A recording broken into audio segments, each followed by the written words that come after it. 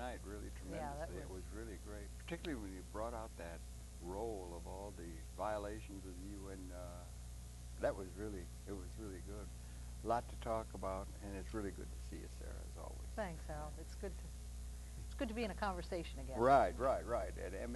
And welcome very, very much to Conversation. A pleasure to welcome to the program a friend of Conversations and the world, and that being Sara Flounders. And Sara Flounders is a co-director of the International Action Center, an organization that's been keeping an eye on things in a very responsible way for a very long period of time, and I welcome you very much into Conversation in that regard. And then also she's one of the directors of the campaign, what is it? Campaign for Accountability on U.S.-Israeli War Crimes in Lebanon and Palestine. Coming right off the Lebanon situation. That's they right. had that there. There's rumblings around that could even be leading to validation of possible impeachment and other kinds of questioning of the assumed legitimacy of the system and so forth coming off the incursion in Lebanon. And Sarah, welcome really very, very much to Conversation. Thanks, sir. Share a little bit of your background, please. That's what we do here. You're Philadelphia, I understand, huh? Right. Yeah. Right. Yeah. Well, I have actually for a number of years been very much focused on demanding accountability for U.S. crimes around the world and the crimes against people right here, because there's such a link between poverty and racism here in the U.S. and a policy of endless wars on one country after another. This huge military budget and no money for schools, no money to rebuild New Orleans a year after the devastating flood of Katrina. Really, and Bush has the nerve to go back to New Orleans and say, aren't we doing a great job, where most of the population of the city is still homeless. Doing a great job. What was his name? Brownie? You do a great job, Brownie. Right. Yeah, that kind of thing. It Exactly. was absurd. So I was always sort of focused for quite a number of years on this question of poverty in the U.S. and the problems right here and its connection to wars abroad. Now, I had an opportunity after the 1991 bombing, devastation, destruction of Iraq and the years of sanctions to travel several times to Iraq and see what the sanctions had done in Iraq. Bless you for that. And that was important to show that it's not just the wars.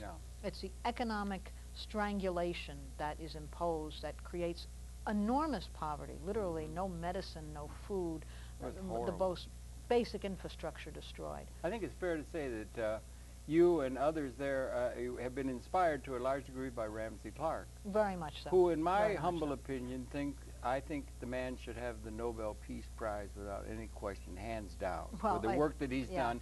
Johnny on the spot and covering these things and calling truth to power better than anyone else that I know in world society. And I think you're in good company with Mr. Clark. Very much so. Very much so, because really he has stood up, spoken out when it really counted, and when no one else so often was willing to do so. So often he's on the side of the person who is being targeted in an unjust way, and come to find out that he was right, Mr. Clark was right, and the popular opinion was wrong, time after time after time. And it gets to be sometimes it's a long, long trail of winding up Mount Sisyphus, I think is a theme song that we could have. But you've been doing it. I take my hat off to you all for having persevered in that. And now we were talking a little bit before we started the camera that tide may be turning in terms of the zeitgeist, or in terms of the world opinion, or the assumed legitimacy by the United States representatives of the power structure here, the power elite here, assuming in the public opinion, world public opinion, that somehow they represent historical legitimacy. It may be the tide is turning to where the assumption of their legitimacy historically might be called into question, and that's systemically, not just one party against another, but there's something, inherent contradictions are coming home to roost and that sort of thing. And we may be at a time of qualitative transformation in the political dynamic of the planet, as it were. I think that's very true, because even here within the U.S. today, well over half the population is determinately against the war in Iraq. Yeah. And the real problem that the Bush administration faces, and U.S. corporate power faces in Iraq, is that they have been unable to impose their will on the country, that more than 3 years into this war, it is a devastating, howling blunder, failure for them. They've laid waste to the entire country, and yet the resistance hasn't ended. That's and this right. is clear It's in the growing. population. Yeah, it's growing. More than 70% of the actual U.S. soldiers in Iraq say we have no purpose to be here and we want to be home. Even the soldiers and are the saying soldiers that on themselves. The spots. Yeah, right. So, And in world looking public for a way, backed up by world public opinion as well as within this country. yes, and world public opinion is overwhelmingly, not just a majority, you could say that 95, maybe 99% of the population of the world feels that both the war in Iraq is criminal, that U.S. policy in one country after another. And that may be the context within which the assumed legitimacy of this is challenged. ancien regime that's running this world with certain assumptions of economic policy and how society is to be organized, how spaceship Earth is to be operated, that their assumption of legitimacy is being, the context where that is being called into basic structural consideration, level of concern, is maybe coming into effect more so than the fact of just assuming that they are legitimate. That's what I'm saying. That's a larger context than one political party or something. It's systemic, and there's it's something. It's absolutely systemic. You know what I'm saying? Yeah. Their greatest problem is that they can no longer impose their will on the world. Now, they can bomb a country, destroy the infrastructure, the water, the food, the electricity. As they did in Iraq in '91. Right, and in 2003. And then you have what is really called the Rumsfeld Doctrine. When faced with an unsolvable problem, expand the problem. Yeah. So they're looking to expand to Syria, to Iran, of course to Lebanon.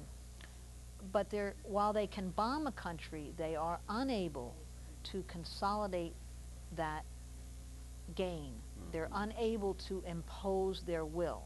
And popular resistance is becoming more and more a factor. Because today in the world, it's no longer isolated peasant populations who don't know the world outside their village. Today, people are connected to each other. And resistance can explode and build overnight. And also an awareness of what's happening.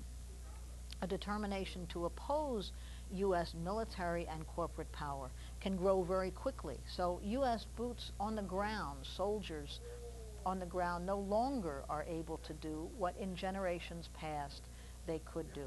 And you can see this also when Israel, with complete U.S. backing and complete U.S. military equipment, absolutely. $3 billion a year, steady as can be, with the latest Apache helicopters to rain down terror upon tanks the and Palestinians, jets. thousands of tanks, unlimited support. And when it ginned up recently in Lebanon, it even stepped up the pace of getting the latest kind of weapons of destruction to the Israelis in an unstinting. You know, I saw Mr. Holbrooke on television say that's the one ally that is, without question, there's no question that we have to do that. We have to completely and utterly and completely support that country. And one is beginning to ask, people are beginning to ask, not the least numbers of which are among the Arab, the Muslim, or even the broader communities, they're beginning to ask the question, why? Well, it actually is true, right? Yeah. No, this is true, because the U.S., by giving Israel unlimited military equipment, economic aid, loans, credits, funds for 50 years, to a total of more than $15 a day every single day for more than 50 years. Imagine what that would do here in New York City. Imagine, $15 million a day, every day, over all those years. And was willing to do it because Israel was their military force in an oil-rich, resource-rich region, able to initiate war against Egypt, Syria, Jordan, bomb Iraq, invade again and again Lebanon. And prevail. In other words, And prevail. No. And this time, right, that's exactly it. This time, although they completely decimated Lebanon. Horrible. We're going to talk and show demonstrations of that. 15 years of rebuilding after the last invasions and the last wars, went back in, destroyed again, water, bridges, electricity, the ports, the airport, and all the villages and towns of southern Lebanon. Did all of that day after day, week and into the second week, and finally sent in an invasion force and found that they could not hold one town. And now that had never happened to them before. That's right. And that level of resistance. I can remember well, I've talked with Mr. Arafat, who I'd done a program with. He was in Ramallah, and they rolled tanks down in there, and they had the gun from the turret stuck right into his living room, I mean, there. And you could not, a Palestinian whose land was being taken and so forth, could not even lift a pebble, let alone a stone in retaliation. But in the case of Nasrallah, and it's not gone unnoticed, they were lobbing rockets into Haifa on the closing day of the hostilities. 300 or so, I think, came in on that day. They were not defeated. They were, in fact, are seen by much of the Arab world as the victors of having withstood this supposedly thought of as unchallengeable military power that the Israelis had represented in the recent experience. That's now no longer accepted. So at the level of geostrategic, not just, you know, ideological or that kind of level, just geostrategic, the assumption of the infallibility of the power of the Israelis to do whatever it is they want to do in that region and go in with overwhelming force is now being challenged, and it changes the balance throughout the Muslim world, I do believe. It absolutely changes the balance. For the first time, not at the level of just justice. Was stopped. They could not hold a town. They could not hold the village of Bin Jabal. They were unable, and really when you look at it, it was through Hezbollah and the larger Lebanese resistance forces using small arms, small weapons. They don't have jet aircraft, they don't have tanks, they don't have Apache attack helicopters, but with small weapons and tunnels and insurgency, guerrilla underground bunkers, and through organizing the local politicians, the local populace, they were really able to organize a resistance that Israel couldn't stop. And so this war, which was to launch a war against Syria and Iran, was to be the opening stop. That was it. They couldn't make They were even 5 miles into Lebanon. They were going to wipe Hezbollah out like they had the Yasser Arafat forces. They would just cow them. And that's the traditional attitude of colonial powers for about 500 years. I think the European colonial power, we will whip the wogs into shape. These lesser peoples that are around the world, we've been doing that. Much of the world remembers well the colonial boot of colonial power. That's Tommies with Gatling guns or something like that. And that is beginning to be questioned in a way that might spell some good development on this planet if we're thinking about the interests of the vast majority of the people of the world who are not served by the current geostrategic thinking of that imposition of the white man's burden upon the world in terms of a sort of capitalist neoliberal model that's being expended as legitimate historically. Well, because there was resistance, it also had a different dynamic within Lebanon, because the Israeli and U.S. strategy in all this was by smashing Hezbollah and laying waste to the entire country from one end to the other of Lebanon, they could turn a sizable part of the population against Hezbollah and initiate again that brutal policy of civil war. And civil war always takes far more casualties. It's brother against brother. That was the Israeli strategy in opening up a war against. And it had worked for them. It's worked for them again and again. This was their 5th invasion of Lebanon in the last 30 years. So, right. And the idea being is that we are a representative of a Western, and much of the world sees, it seems to me Israel we're talking about questioning the legitimacy of the United States, assumed superpower, guardian of the planet, and so forth, legitimacy. So also perhaps Israel, at a level of even its beginning, that it may have been a big mistake on the part of the Jewish population to go down this idea of starting a Zionist state in this land where you have 1.4 billion Arabs with a couple of million people, they had a lot of chutzpah. And they've been able to extend that, and they have a narrative.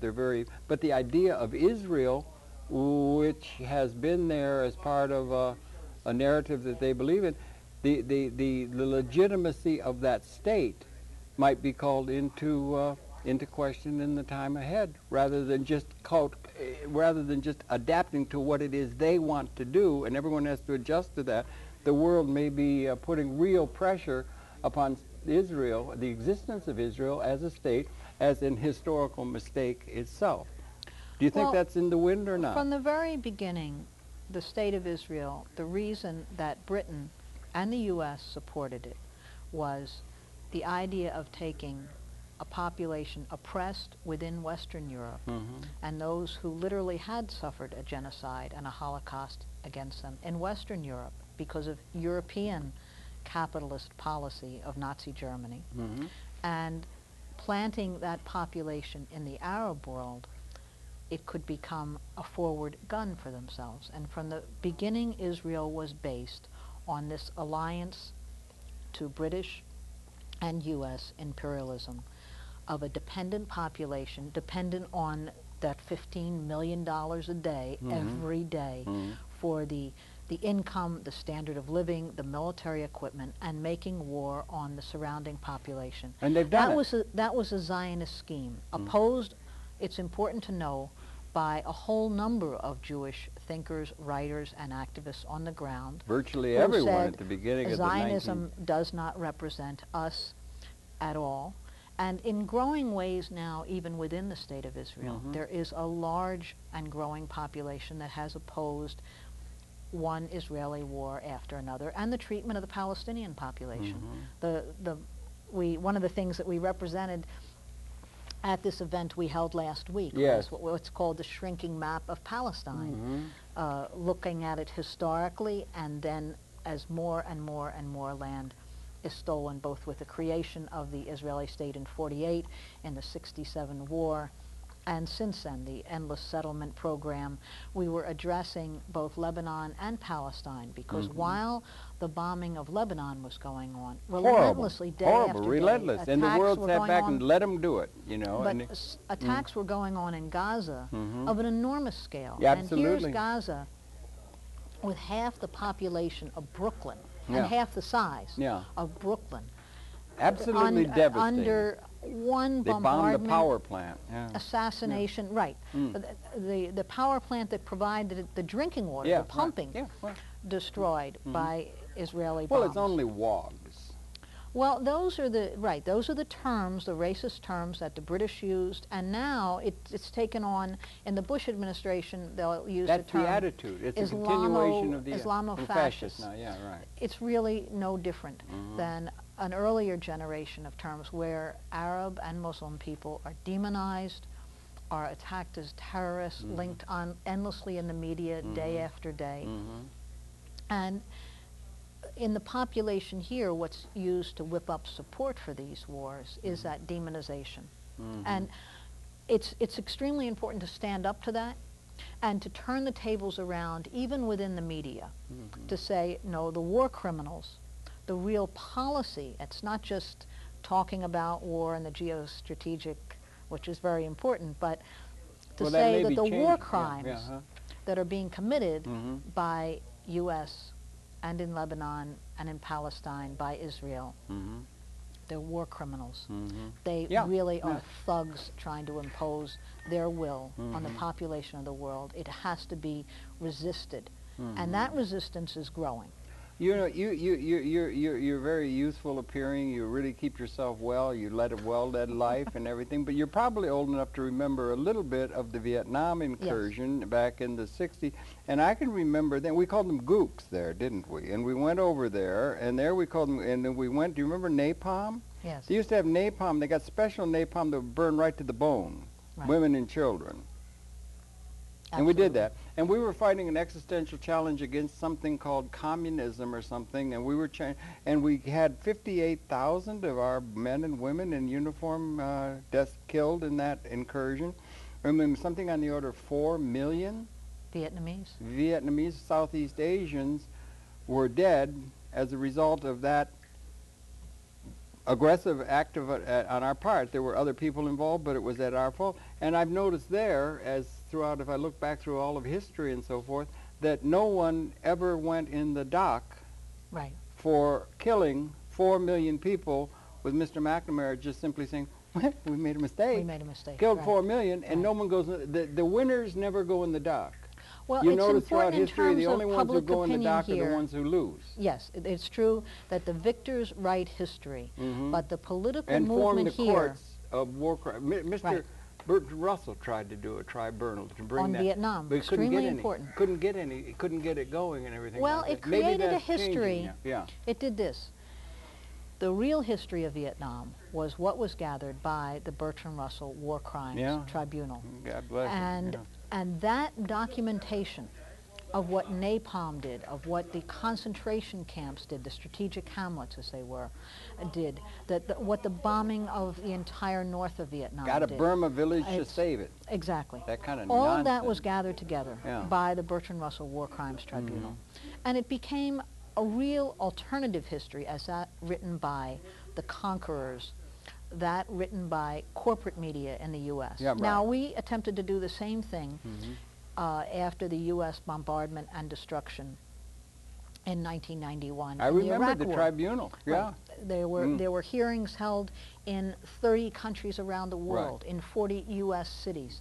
Mass events and gathering of material and publishing of books and making a video. In other words, it was a real people's effort to gather the documentation. And that is on the record now. It absolutely is. And we can bring it up still when the veils are parted so that the history can come out. Internet sites and whatnot. And now, as the media is becoming even more accessible in many ways through the internet and through websites and all of that, the effort with the Campaign for Accountability for U.S. Israeli War Crimes was an effort to begin, again, a public gathering of documentation, of material showing that it's U.S. criminal support of Israel that enabled this war to take place. To do so by a whole number of people gathering the research, publishing the documents, putting the images and photos up there, because otherwise this history is gone in a matter of days. Down the memory hole, Mr. That's Who right. Was he You go looking for it a year later, and it's gone. Yeah. So the idea of publishing a book now, producing DVDs, making educational packets for schools that give the real history of what was going on in Lebanon this summer. That's right, exactly. Howard Zinn wrote the real history of the people, and that's got a lot of resonance around the world as people beginning to pick these things up. These, if we don't challenge it, if we just moan and complain about how the corporate media only sells corporate war, of course they do. They're the public relations arm for GE. Isn't it always been, we've been here 200,000 years as a species, apparently. That's my belief. The mitochondrial takes it back 10,000 generations, and I don't know from Cro-Magnon caves or whatever, but it was probably some galoot with a club that first got power over the people and so forth, and then you had the emperor, you had the pharaohs, and you had the emperors of Rome, and then you had the feudal kings that had control over everything, and the masses of the people, as of now, as it is now, have never counted for anything really except instruments to be either coerced or manipulated by the powerful few who ran everything, owned everything, ran everything. It's always been like that. James Joyce had Daedalus say, history is a nightmare, from which I'm attempting to... When was it good? It hasn't always been that way. Athens, Periclean Athens was based upon slavery. I think there's a real change today. Well, today, yeah, but I'm saying before, but the history of the world... No, most of human history, I would say, has been cooperative sharing and gathering societies. So? Absolutely. I mean, anthropologists have shown this again and again. Well, but as there was surplus, that, of course, turned around. Who would get it? That relentless struggle over who would control it. And because the surplus was so small, people were willing to kill in order to hold on to that small amount of privilege. Today, there's more than enough to feed the world and provide for everyone. Say but that we have again. an archaic system. No, say that again. I said today there's more than enough to feed and provide for the entire world. Okay, let's get a grounding here. Historically, there has not been. No, There was not. There has not been. We have lived for 200,000 years, for the bulk of it, in a period where there was not enough. There was elemental scarcity was the ontologic reality. Exactly. And that somehow we have changed and that we have transcended that kind of a basic premise of the reality. The existing reality is one where we are transcended in our capability, scarcity as a reality which had applied. When did we cross that line? If that is the case coming out of history? I would really say in the last 50 years. 50 years. In terms of the food just from the Midwest today, the grain could feed the world. That's right. With modern communications, with electrification, with infrastructure. Yeah. There was a UN report about 5 years ago that said for $40 billion, $40 billion, you could provide for the entire world, a developing world, full education, basic health care, electrification, basic housing, and a sustainable diet, sustainable nourishment. Not a bad, for $40 billion. Oh, that'd be nothing now, compared to a day's the Bush administration is spending three times that amount in a war just in Iraq. And if you looked at the entire military budget, it's going to be over $1 trillion if you figure. Mr. Stiglitz tells us. So they could provide. They could provide for the entire globe, and we would all be more secure. We would all be able to share and connect with each other. Now, the difference today in another way also is in previous generations, the average person did not know the world outside their village. The only ones who had any communication were the rulers, and information was given out in order to continue their rule and their hold of the little bit of surplus there was. But today, today those who have nothing also know and can look at the entire world. And that is a large part of the world. And Mr. Stiglitz and others, I don't know, even Sachs or something, they'll share that the system in place serves maybe at the top 20% of the world. Well, you could look at it another way. 200 billionaires own more than 2 billion of the world's population. So you have enormous wealth held by a handful. Did you see the thing, Sarah? I mean, it's really hard. You know, they had the thing. Paul Krugman. He wrote. It was about a month or two ago, and he wrote and he said that the growth over the last 3 years or 5 years, I forget the period, that the benefit of the growth in wealth over the, you know, they talk about an expanding economic growth, and that the benefits of that didn't go even, it's staggering, didn't even go to the upper 5% or the 5%, and the 1, didn't even go to the 1%, it didn't even go to the upper 1/10 of 1%, it went overwhelmingly to the upper 1/100th of 1% is where the growth all went. Exactly. It's like feudal estates. We're all serfs on their estates. For working people, life has become more difficult. There are millions of working people in the U.S. now that are seeing their pensions evaporate overnight. Attacking them. Social Security they would attack, you know, what little things have been realized.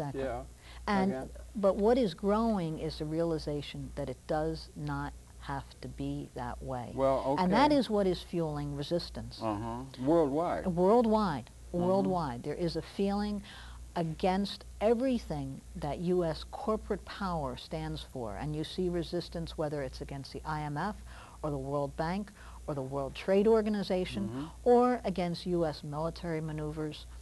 There is a feeling in a growing sense around the world, and I don't want to be utopian about it to say this is solved overnight, but what this handful of owners is up against is a growing awareness on the part of a large part of the world. The people are starting to stir. That's right. Perhaps. And know that it doesn't have to be that way. And they look around and they see, for example, a development in Venezuela, where oil wealth is now being shared by a whole growing number of the population. You got that guy down in Bolivia now. Right, exactly. Morales. Right. Or they look at resistance and they see that a tank is no longer invincible. And they can see that on their TV screens. And they can actually exchange and send emails of attacks. So this is a problem that didn't exist before. Well, it's always been, if I may... For those in power. Right, right. Yeah, right, for those in power. And the thing is that it's hard to know how to get your mind around, because it's such a large thing like that. It's revolution is blowing in the wind, it would seem to me, with the situation, because inherent contradictions are coming home to roost. A lot of people think, well, we defeated this. Mr. Fukuyama wrote The End of History, The Last Man. It's all over because they defeated communism. We were doing that over all that time and everything. And that, you know, we come to the end and this is it. But the inherent contradictions were there and are still there in terms of the system that they're trying to say is there. And it's not just the Republicans, the neocons, it's the system. We're not all in good shape if the Democrats win or something. No, and because I think it's the system that is wrong, and there has to be a change at a basic premise, the system's premise, before we're going to be able to get to a situation where the trends, which are now wrong and are not just and are not trending right for the mass of the people of the world, are going to be changed, don't you think? Very much so. Okay. And it is a systemic problem. Yes. We can see that the very same wars are continued under a Democratic administration, and the Democratic Party overwhelmingly supported each of these wars and offers no better chance of rebuilding or of providing basic needs here or around the world. And gave unlimited support to our ally Israel. Absolutely. And continues. Right, and continues to and committed to it. And they're caught up in That's that right. narrative, and that's a thing where there's contention. Yeah, okay, yeah. Now, that conclusion, though, doesn't come overnight. No. It's just that there is inherent now the potential for people, through communication with each other, through an understanding of a wider world, to see and to begin to challenge those who hold unlimited power. What was the strategy in Iraq? That through shock and awe, through a devastating attack taking place within a few days, the entire population would collapse and they would accept U.S. power. And the U.S. would come in and reorganize society completely for their interests. Yeah, and the they mutiny in did 1857 in India, and they just beat the bejesus out of those wogs and got them in order, and we're going to do that. And that's the assumption of the white man's burden, that we have that they're all backward. We're Ubermenschen. And that's the idea of Israel. It's coming from Europe. It's European impulsion of this, and the world's getting hip to the fact that narrative is not one. Bertrand Lewis says, the wogs will not understand anything but brute power. You've got to beat them like animals in order to beat them into shape, and that's the kind of attitude that's been there, and basic power behind all of the supposed benefits that Western civilization was bringing to the world. Well, that was the same approach that was used to the slave trade in Africa and to the genocide of the native people here in the U.S. That's right. Around the world. Do you ever read Cecil Rhodes? Every year I read the biography of Cecil Rhodes. I mean, racism in the 19th century was so thick, it was unbelievable. And it's still there, operative at a very practical level. And those who benefited were an extremely small, because this was also the time of the Industrial Revolution, when white workers in British mills began work at the age of 8. And usually didn't live past the age of 30, 35. They do. And were just burned up. It was, so it was not for their benefit Dickensian. either. It's also, from the very beginning, yes, the ability to impose slavery also meant the ability to impose indentured servitude on the white population. And it's by resisting both that you challenge the powers that be. Now, today, I think on a wider scale, there is the potential to open that up, to make challenges, if we have a confrontational and confident attitude. And it's also where solidarity comes in. Because unless there is a determination to stand with those who are under attack, because they use demonization to say, this is such a terrorist organization, no one can dare show support or solidarity for the people of Lebanon or Palestine or Iraq. If anybody resisted through history, they were just called terrorists or outlaws or beyond the pale. They're not legitimate. We're legitimate, they're not. And today, to have a movement Nelson Mandela, that is consciously saying, no, we're going to stand in solidarity with those who are resisting, and that their resistance will strengthen and help us. You see, we're either going to identify with the rich and powerful here, or we're going to identify with poor and oppressed around the world, and within our own society. So it's a choice. We don't address. I saw Mr. Carter, President Carter. I said, "Do we live in a just society, and are the trends in that direction?" He said, "Of course not. We don't live in a just system. We live in one." And there's a thing of editorial journalism that says, "Afflict the comfortable, or bring comfort to the afflicted, and afflict the comfortable." Off-sided ethic of editorial journalism. And it's always seen in the, it's never followed. Right. It serves the powerful. The systems are all geared up to serve the powerful, and they do now. I was speaking to you before we began. I tried to look it up because I had in my mind a thing, talking of revolution. We had the revolution in France. It was informed by the Scottish Enlightenment and by the American example. They informed the masses of France in 1789, and they made a revolution and cut off Louis XVI's head and Marie Antoinette. And they had a system in place, a feudal system that held for 800 years. It was called the Ancien regime, and it was a way in which people got a sense of identity. They were the liege lord and all of the assize courts and all. They had a system in place that was challenged by the zeitgeist. The system that's in place now, we made a revolution in the United States back in 1776, 229 years. We have a system in place. We have institutions. We have architecture. We have mindset. We have all kinds of things that, in a very real sense, are, in terms of the zeitgeist now, when we come into intelligent machines and so forth, is an ancien regime in terms of what the future of the world requires, or perhaps now allows in a new liberated kind of way. It's in the way. The institutions that we're trying to assert, the way the feudalism was to Louis XVI, is in the way, and it's out of date with what the future requires. Do you think there's something to that general assumption, or is that is it trying to get too big a bite on what the change could be? There is a whole system of corporate power and ownership. Well, they're like which is like, as you said, said, like the feudal lords. Regime. Yeah, they set the pattern. It's as useless for the people of this planet today as a dinosaur. Yeah. And the question is how to get it out of the way. That's the question, because it is an impediment. It's absolutely destructive for the very environment of the planet. Yeah. It's destructive. 2 million of the people of this planet who are literally hungry, starving to death right now. $1 a day. $1 a day.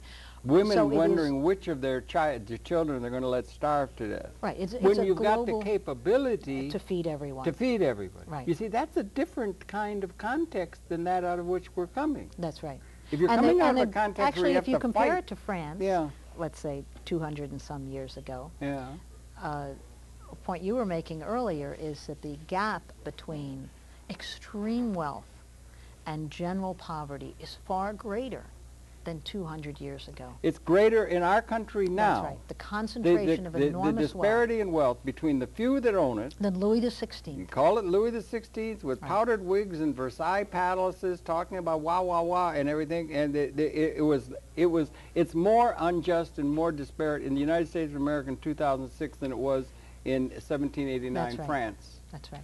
That is now that's pretty startling and everything. Also, but that is the case. Poverty we should have a graph that shows that. Poverty today is greater than 50 years, 100 years, 200 years ago. Poverty is greater? Okay. Yes. You think, yeah?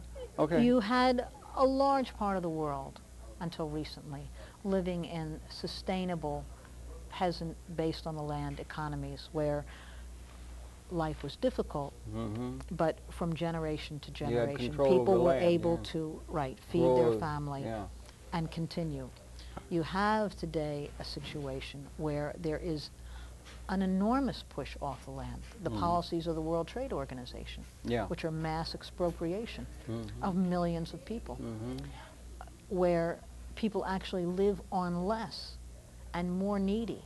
And the very grains and crops that used to sustain them no longer can. This is true in Mexico, where you have millions of Mexican peasants who today the only way they have of surviving and feeding their family is to come to the U.S. as immigrant workers. Or they can go to the garbage dump and scrounge garbage maybe in all these countries where they do it. And That's so right. forth. Yeah. It's the policies of NAFTA. It's again the same corporate banks that have set in motion policies that expropriate the mass of the peasant population and provide no new solvable way for people to get jobs and income.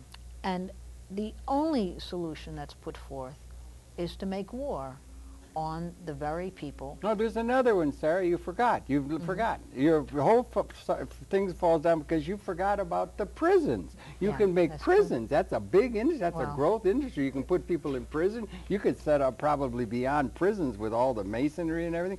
Set up detention centers. I think there's already provisions for that kind of thing in case there's internal security threat by the people beginning to rise up. The largest prison population in the world today is in the United States. That's right. The largest prison population, overwhelmingly the largest. Overwhelmingly black and Latino. Completely, yes. Yeah. And that is the way that racism also functions in this society. Here, we saw it in Katrina, didn't we?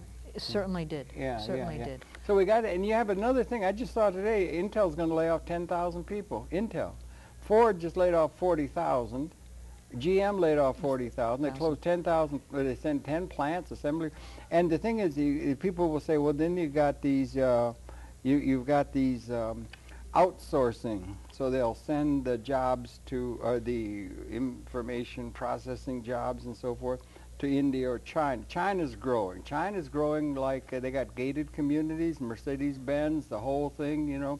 They got a group of people who are accumulating capital. They're a small group that turned into capitalism. I don't know whatever happened to Marx in terms of China, which is a giant power. They're doing that.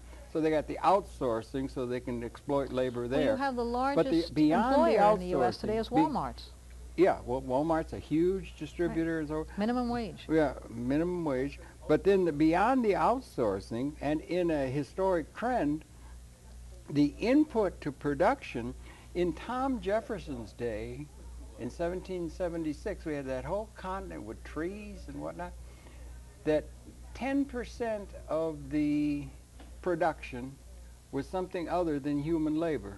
You had a hammer, or you had a little axe or a hatchet to cut down a tree or something, but it was 10%. It was all labor, and that applied. Now, if you say how are things produced in the modern economy, and we haven't even begun to get into nanotechnology and these kind of things like that, it's now capital assets are what are producing wealth. Well, that's past labor. That is past labor.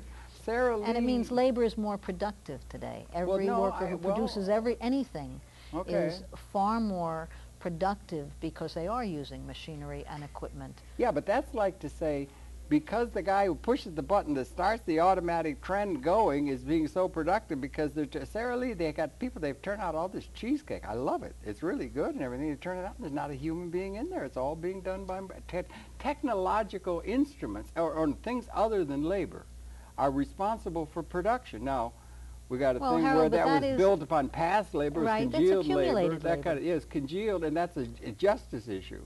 But since we haven't been able to make a socialist revolution in this world where we distribute according to need yet, maybe we will, maybe that's one of the things we can do, we're in a situation where 90% of the production and the trends in the world economy is something other than human effort, either intellectual or physical.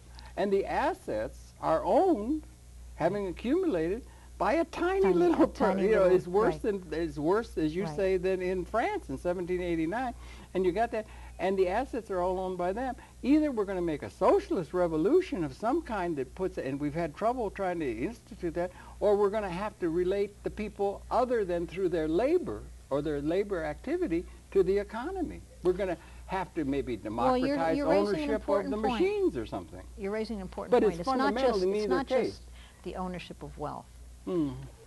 It's the ownership of the assets of past accumulated labor, of everything that society has produced over thousands of years, is owned by this handful.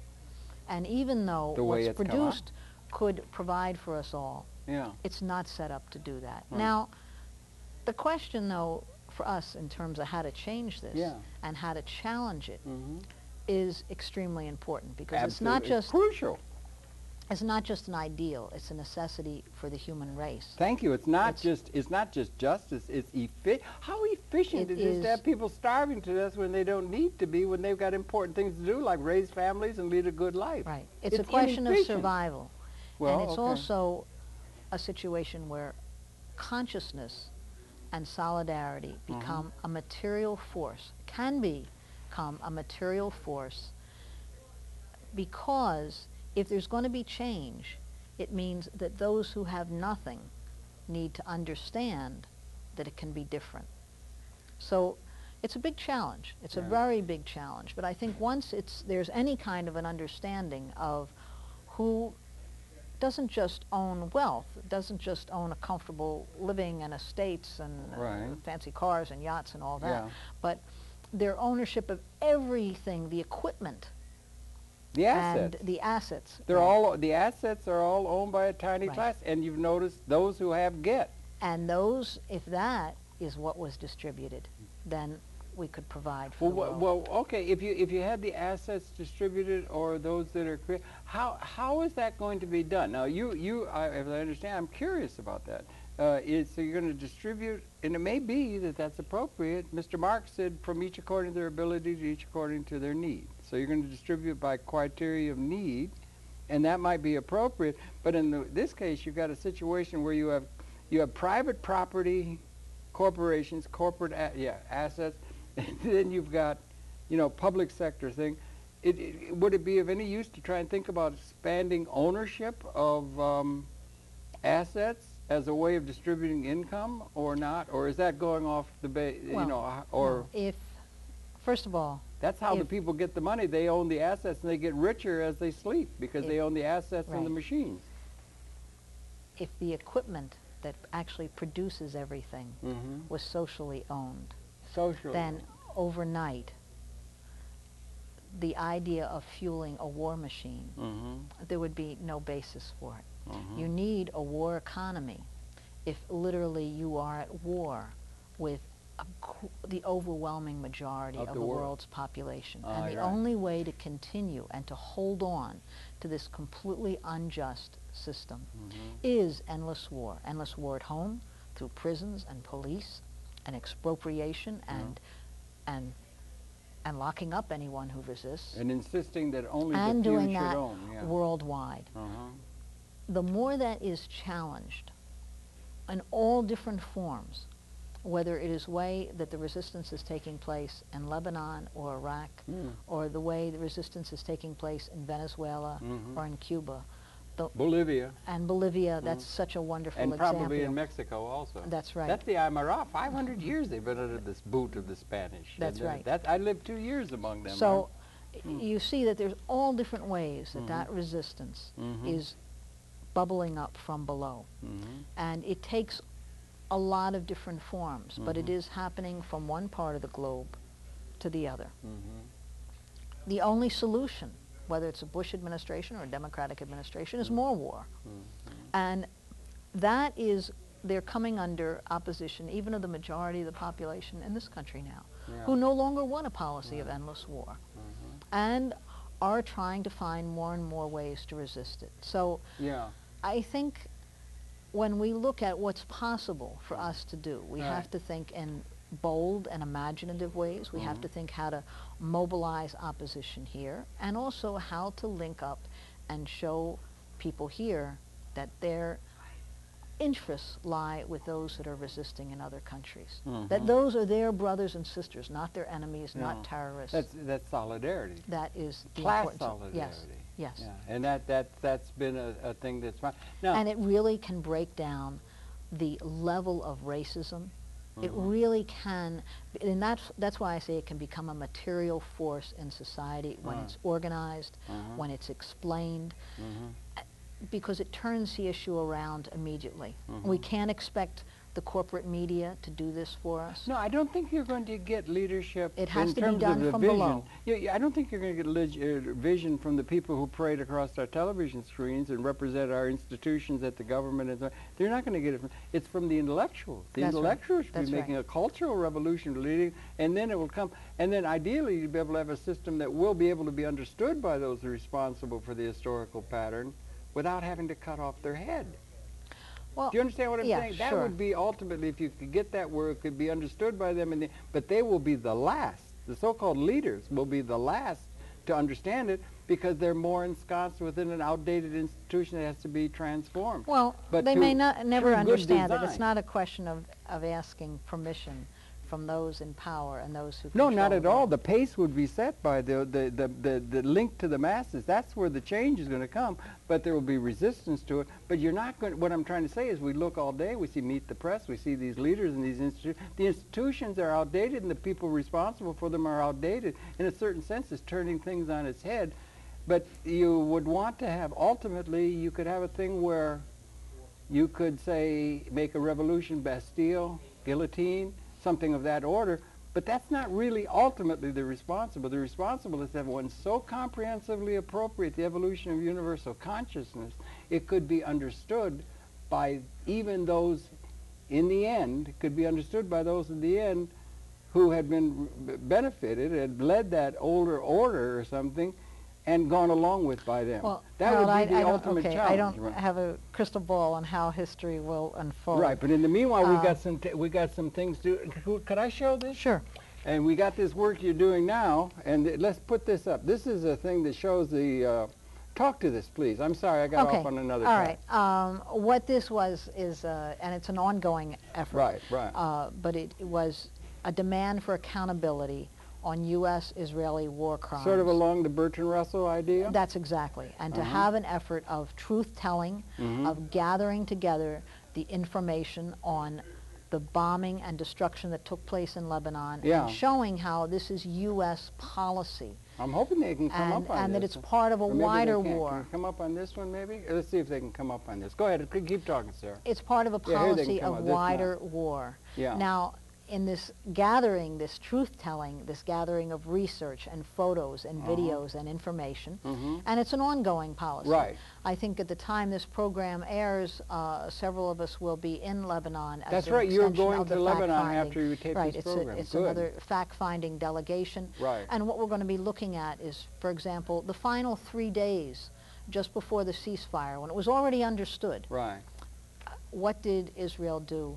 They dropped more than 100,000 cluster bombs. Right, they did. In southern Lebanon, absolutely carpeted that's southern. being brought up in the UN and other places now. Right. Yeah, absolutely. There is that's a war crime, no that justification is a war crime, no question. whatsoever. Yeah. It means conscious attacking of the civilian population. It's not a military target at all that was being used. Gathering that information and documentation. And while we're at it here, this is a picture, if you can come in on it, this is Beirut before, right? That's right. We got before and after. Can you come in on this, guys? Okay, go ahead, keep talking, This is, right, downtown, several square blocks of South Beirut, actually a part of the capital of the city.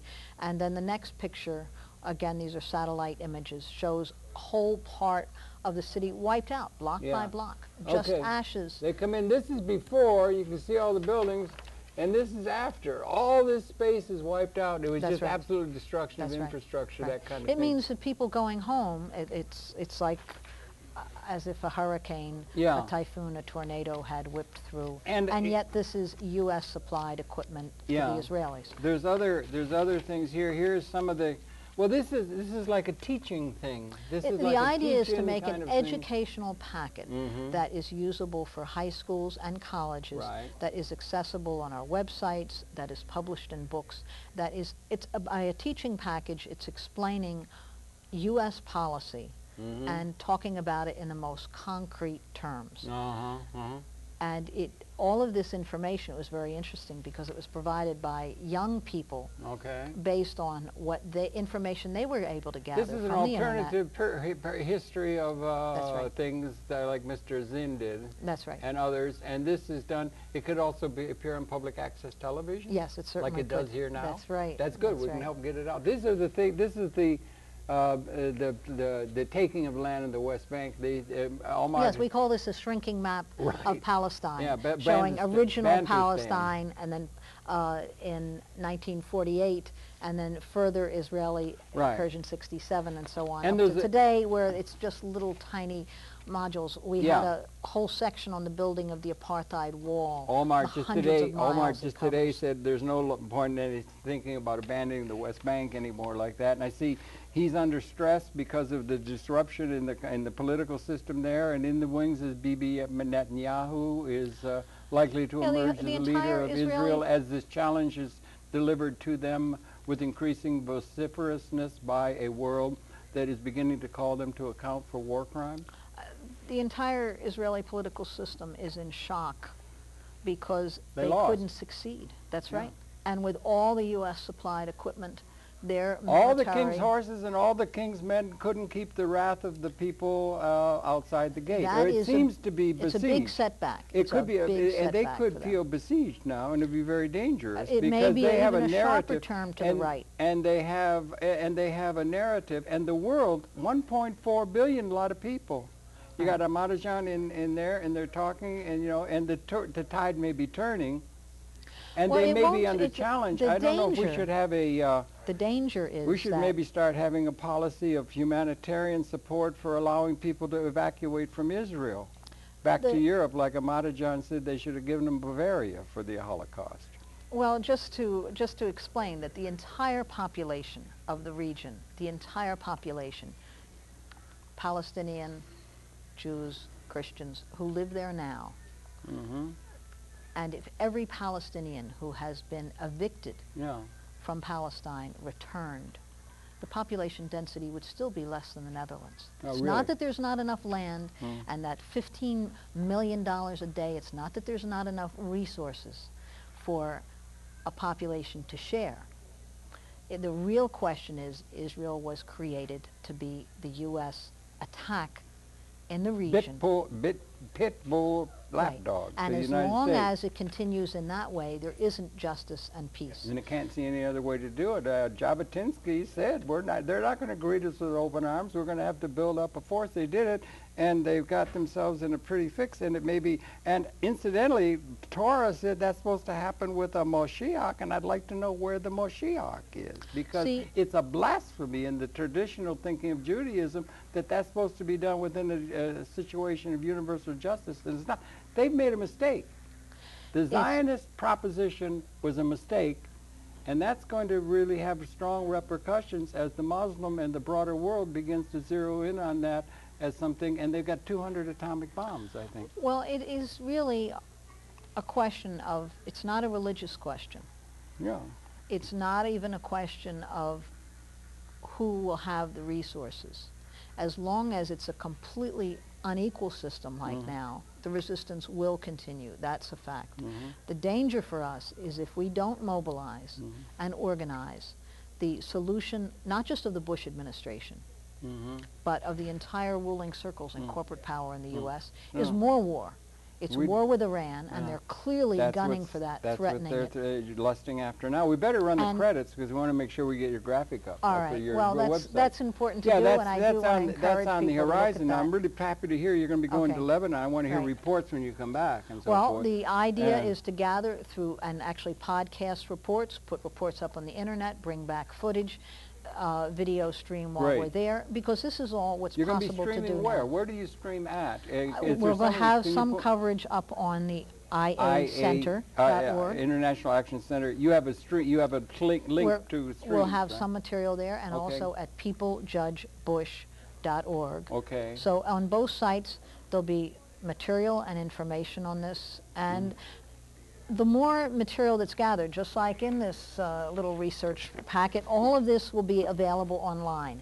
People can take it down and look at it, the oil maps, the concentrations of wealth, the amount of equipment. All these are very helpful because it means anyone can organize in their own school, in their own small town. And the internet is a huge autodidactic university now where we can